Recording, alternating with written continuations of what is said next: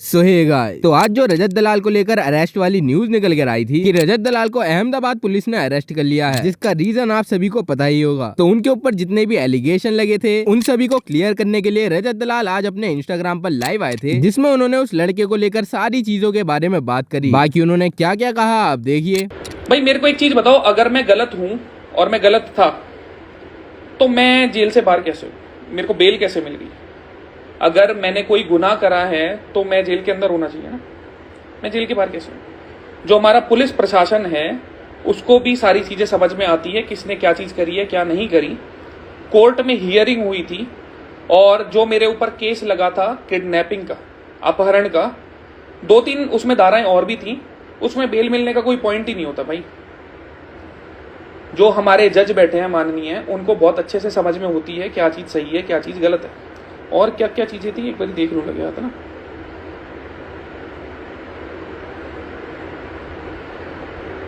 इतना ही था। मेरे को एक चीज बताओ, अगर मैंने कुछ करा होता तो मैं बाहर कैसे हो जाता ना। मेरे को बिना किसी नोटिस के पुलिस वालों ने उठाया, जो कि कानूनी रूप से जायज चीज नहीं थी। वहां पे एक जगह आया हुआ है कि मैंने मारपीट करी। भाई मेरे हाथों में बहुत अच्छी खासी जान होगी, अगर किसी को मारूंगा तो किसी के निशान तो आएगा ना। उस लड़के के पूरे शरीर पे एक निशान नहीं है, सिंगल एक निशान। और जो उसमें बोला हुआ है कि मैंने किसी की पसलियां तोड़ दी, अगर पसलियां टूटती हैं तो कहीं फ्रैक्चर होता है, कहीं निशान आता है, कहीं कलर तो चेंज होता है ना, उसमें सब कुछ एग्जैक्ट है। उसके घर वाले हियरिंग तक पे नहीं आए भाई, कि एक होता है ना पुलिस चौकी में आके सब काम करवा के अगर तुमने किसी पे केस कराए। पूरी हियरिंग के दौरान उनके वकील के पास एक सिंगल प्रूफ नहीं था किसी भी चीज का। जो भी मेरे ऊपर एलिगेशन लगाई है, मैंने टॉयलेट कराया है, मैंने मारा है, सब कुछ साफ कराया है, एक सिंगल प्रूफ नहीं था। और देखने तो पॉइंटर क्या क्या थे उनके, चोट के निशान थे। हाँ,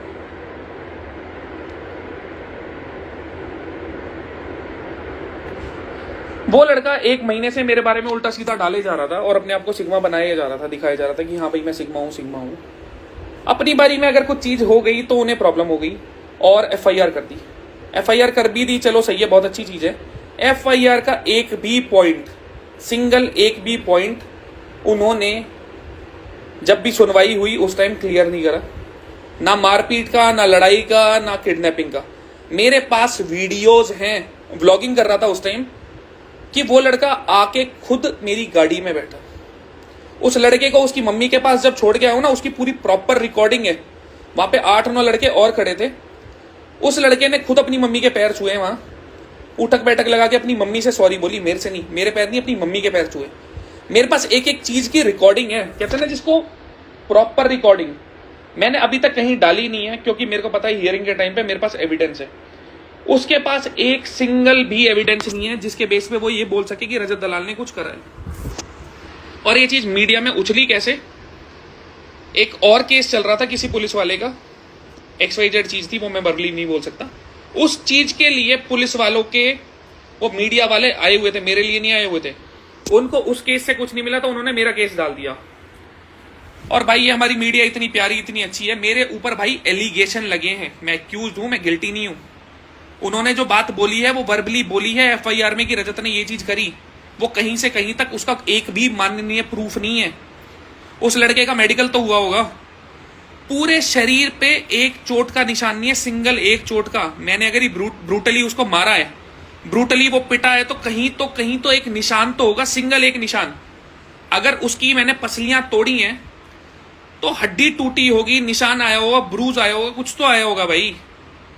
मैंने उसके मुंह पे पेशाब कर दिया ऐसा बोल रहे। अरे भाई इतने गए गुजरे नहीं है हम। मैंने किसी को किडनैप करा, उसमें ऐसा बताया गया है अगर मैं किसी को किडनैप करूंगा तो क्या मैं इंस्टाग्राम पे स्टोरी लगाऊंगा?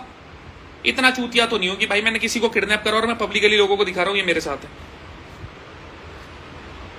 वो लड़का मैक्स टू मैक्स मेरे साथ 50 मिनट होगा। उसकी एक वीडियो जो थी ना मेरे साथ बैठे हुए की, मैंने व्हाट्सएप पे डालूंगा, उसके हाथ में फोन है। पुलिस वालों ने उसकी कॉल लॉग्स देखे होंगे, उसकी मम्मी के कॉल लॉग्स देखे होंगे। पूरे टाइम वो अपनी मम्मी के साथ कॉल पे था कि आ रहे हैं, कपड़े चेंज कर रहे हैं। तो मेरे भाई इन चीजों का ना तो कोई प्रूफ है और ना मैं गिल्टी प्रूव होने वाला, क्योंकि मैंने असल में ये चीजें नहीं करी हैं। जिनको भरोसा हो वो मान लेना, जिनको भरोसा हो ना मानना। अगर 1% भी मैं प्रूव होता हूं ना कि मैंने ये काम करे हैं, तो सोशल मीडिया की सारी चीजों से मैं खुद गायब हो जाऊंगा। जिसको भाई भरोसा हो बहुत अच्छी चीज है, ना हो तो मैं कुछ नहीं कर सकता। पास्ट में बहुत सारी चीजें करी होंगी, आगे आने वाले टाइम में भी बहुत सारी चीजें होंगी, पर इतने माड़े हम नहीं हैं कि किसी बच्चे को किडनैप करेंगे और उसके मुंह पे पेशाब करेंगे और उसको किडनैप करने के बाद इंस्टाग्राम स्टोरी भी डालूंगा कि देखो चलो मेरे साथ। वो लड़का मैक्स टू मैक्स 1 घंटे मेरे साथ था।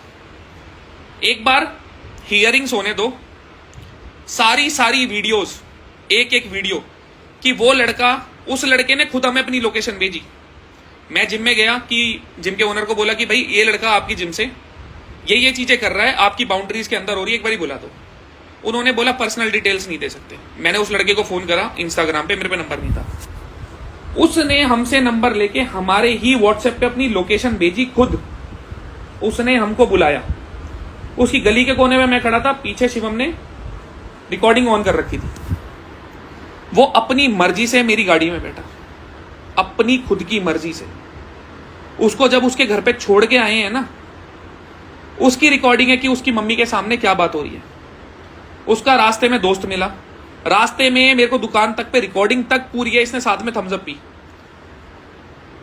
मुझे नहीं समझ में आ रहा लोगों को फेम के चक्कर में कितना कुछ करना पड़ता है, नाम उठाने के चक्कर में। मेरे को पता नहीं कब से छेड़े जा रहा है। तो भाई ना तो हम पीछे हटने वाले, ना किसी से दबने वाले, 1% नहीं दबने वाला, सिंगल 1% भी। जो भी चीज होगी लॉ के अंडर होगी, उसके बाहर कुछ भी नहीं होने वाला। पर यह चीज मैं तुम्हें साबित करके दिखा दूंगा कि मेरे हाथ से कुछ भी चीज नहीं। तो भाई ज्यादा इसके अलावा यार क्या ही चीज बोलूं ना, मतलब मेरे को समझ नहीं आता कि मतलब मैं उस लड़के को किडनैप करूंगा, इस चीज का तुक कहां से बनता है। और अगर किडनैप कर लिया तो मैं 50 मिनट बाद उसकी मम्मी के पास उसको लेके सॉरी क्यों बुलवा रहा हूं। तो भाई मेरे पार्ट पे बस इतनी चीजें थी। उम्मीद करता हूं इस चीज में साथ रहोगे। जो अपने हैं उनको समझ में आएगा कि भाई इतने गए गुजरे काम हम नहीं कर सकते। बाकी एक आध हियरिंग में सारी चीज क्लियर होगी। उन्हें पता तो लगना चाहिए कि उन्होंने कहां पे हाथ मारा है। डिफेमेशन का मैं दिखाता हूं, उसके बाद लीगली क्या चीज होती है, ऊपर से नीचे तक क्या जाता है। तो जो भी होगी भाई चीजें लॉ के अंडर होगी। मैं रिकॉर्डिंग्स नहीं डाल सकता क्योंकि वो मेरे पास प्रूफ है। मैं प्रूफ की चीजें पब्लिक नहीं करने वाला। बस इससे ज्यादा मेरे पास कुछ भी नहीं है। पुलिस वालों का बर्ताव हमारे साथ ओके की रिपोर्ट था, कोई 1% प्रॉब्लम नहीं आई। मेरे को कहीं से कहीं तक हाथ तक नहीं लगाया, कोई मान मर्यादा के ऊपर कोई दिक्कत नहीं आई। बाकी थोड़ी बहुत चीजें थी वो होती रहती है। तो मेरे पार्ट में बस इतना था, मेरे को क्लैरिफिकेशन देना था। जिन जिन ने सुना भाई बड़ी मेहरबानी। सारे भाई ख्याल रखो, तगड़े होने पे ध्यान दो।